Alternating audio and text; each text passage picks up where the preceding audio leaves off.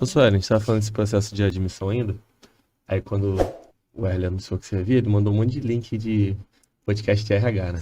Aí a gente foi Que não é assistindo. um assunto que a gente domina. Nossa. E aí eu tava assistindo bem bacana ali, inclusive. E ela tava falando sobre essa questão de admissão ainda e tudo mais. Ela falou que a grande maioria das contratações ainda vem por meio do currículo. Que a galera fala muito desse, quem indica, quem indica. Ela falou que tem sim essa parte de indicação de relacionamento, mas é uma média de 40%, que é a minoria, que a grande maioria ainda é pelo currículo. Então, para quem está assistindo, está muito preso a isso, que só consegue vaga se tiver uma indicação ou não.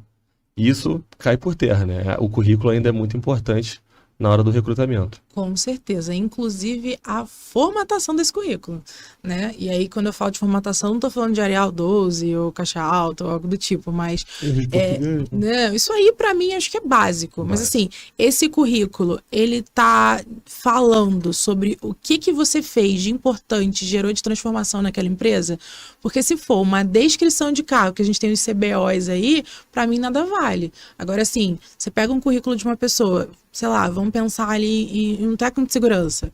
Olha, eu aumentei a aderência do uso de EPIs na empresa em tantos por cento. Você vê que tem alguém por trás da descrição de cargo. Então, assim, um bom currículo é um currículo que vai descrever o bom profissional que você é. Se ele for um currículo ali voltado no que o Google te dá, isso não vai te ajudar, né? Então, assim, e uma indicação que não é uma indicação bem feita, às vezes ele pode ter sido indicado pelo Ronaldinho Gaúcho, mas aí você vai conversar com o cara, não é um profissional que faz sentido. Então, assim, eu acho que é um conjunto. Sim, você ter boas referências ajuda, mas para isso a gente tem uma boa rede de relacionamento entre os RHs, onde a gente se consulta, né? Olha, faz sentido, é legal, como que funcionava, mas o currículo, ele vai mostrar como que você se organiza, como que você organiza seus pensamentos, seu trabalho. Então, ele é muito importante ainda assim. Essa parte do relacionamento eu penso o seguinte, igual uma vaga está aberta para técnico. Você deve receber, sei lá, 500 currículos. É muito currículo. E você não vai ler os 500. Você não tem tempo para isso. Talvez você vá ler 50, 60. Uma grande maioria ficou de fora. E dessa grande maioria que ficou de fora, tem profissionais bons ali. Que poderiam estar entre esses que você vai ler. Então, talvez é nessa hora que entra o relacionamento. A pessoa, olha, só ele dá uma atenção nesse rapazinho aqui que ele é bom. Aí a atenção foi dada, e aí vem dele de entregar um currículo qualificado. Acredito também que olhar o próprio currículo também, não sei, não sei, igual o Reels, né, o TikTok, né?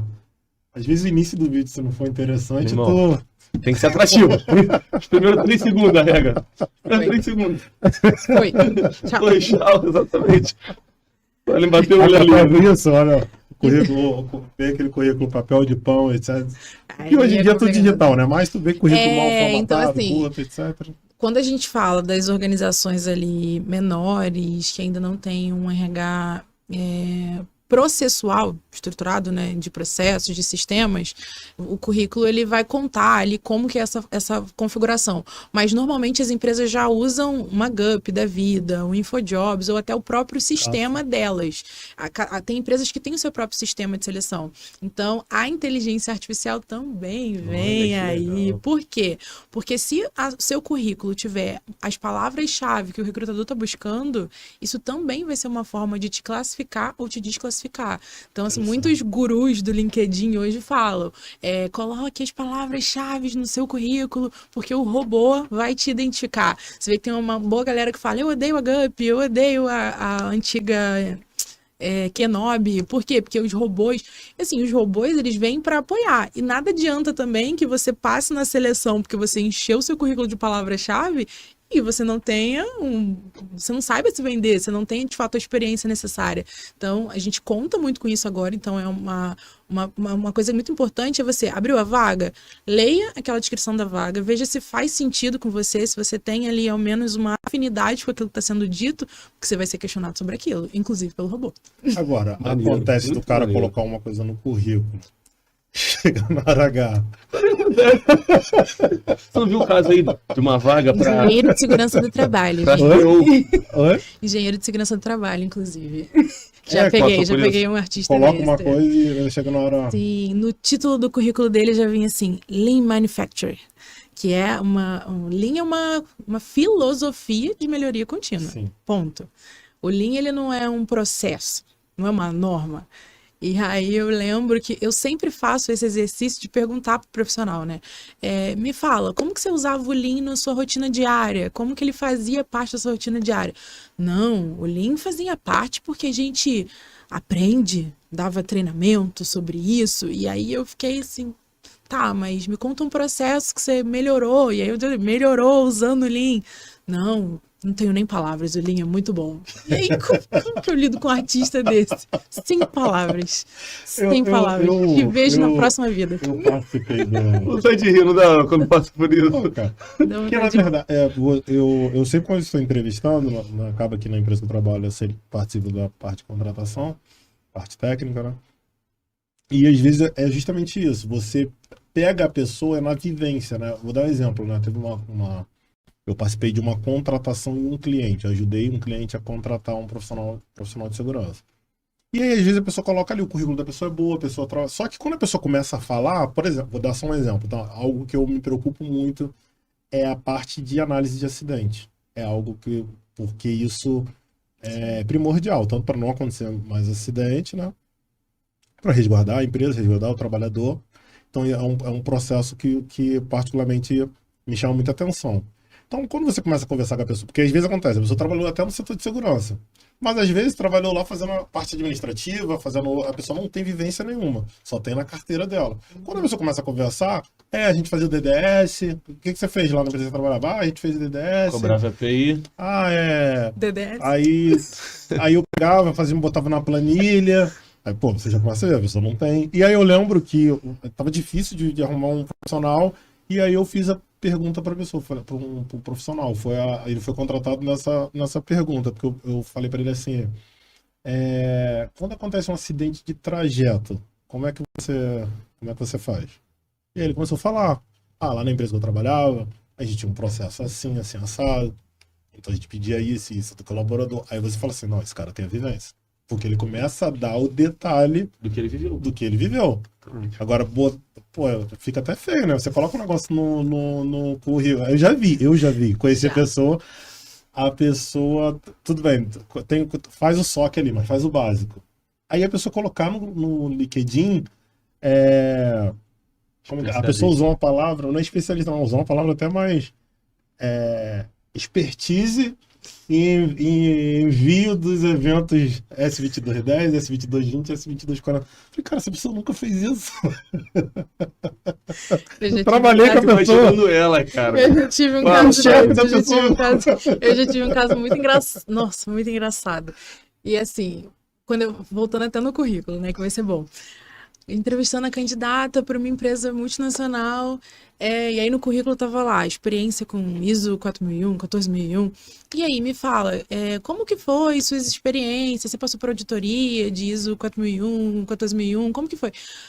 Moça, eu vou falar um negócio pra senhora, quem fez esse currículo pra mim foi minha amiga, eu nunca tive contato com isso na vida. Você fica, como assim? Filha, por favor, nunca mais eu faça isso. O seu currículo pode ter 3 palavras, mas tem que ser verdade. A pessoa quis ajudar ela e atrapalhou. Tipo, como assim? Eu me segurei, respirei, bebi água e, sim, climão, torta de climão. Tem um caso muito famoso que foi para uma vaga de engenheiro ou diretor, eu não recordo, um cargo muito alto. Falou que tinha uma formação, diploma na faculdade. Aí ligaram pra faculdade. Eu tô assistindo isso aí, cara. Exatamente. Essa pessoa nunca pisou aqui.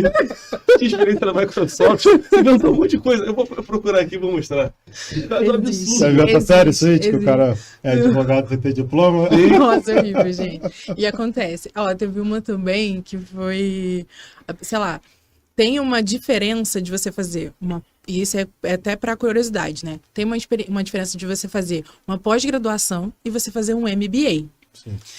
E aí, o que o mercado, ele quer vender, né? É um produto. Os dois são produtos. E aí, eu lembro que quando eu fui buscar, né? Se eu ia fazer uma pós-graduação ou um MBA, uma professora minha falou assim pra mim, Suelen, não vá fazer MBA. você sabe o que é MBA? Aí, ué, pós-graduação. Aí ela, não, Suelen, MBA é quando você tem pelo menos 2 anos de experiência já trabalhando e você vai lá para aprimorar essa sua experiência, que é diferente da pós-graduação, que ela é de fato uma especialização teórica, que você vai ter conhecimento. E aí eu já tive, por exemplo, um candidato que ele tinha trancado a faculdade, nunca tinha trabalhado, e ele tava lá, formado em MBA, em Master Business, e todas as, sabe, aquelas faculdades que só diretor faz, sabe? Eu falei, filho, e aí, como que foi sua experiência nesse MBA? Ele, muito bom, foi muito bom, eu aprendi muito, e olha, eu tô pronto para assumir uma vaga de gerente. Falei, muito bom, então te espero lá daqui a 15 anos, eu espero se o RH te ajudar. Você quer nem Olha, quer ser viu? auxiliar na A gente vida. Não, ele queria ser gerente com o MBA dele e ali, ó, gente, muito, muito bom, assim. E eu sinto que ainda falta, né, nos próprios RHs, disseminar conhecimento para ajudar as pessoas. Porque, assim, essa é uma informação que RH não tinha e que hoje eu tenho, e que aí eu olho e fico, meu Deus do céu. Quando alguém fala, vou fazer MBA, eu falei, não, faz uma pós, vai lá, vai dar certo, você vai, né, se apropriar mais de conhecimento. Mas que antes eu também não sabia, então eu poderia cair também nesse próprio conto do vigário aí, do pessoal de venda, né, de cursos.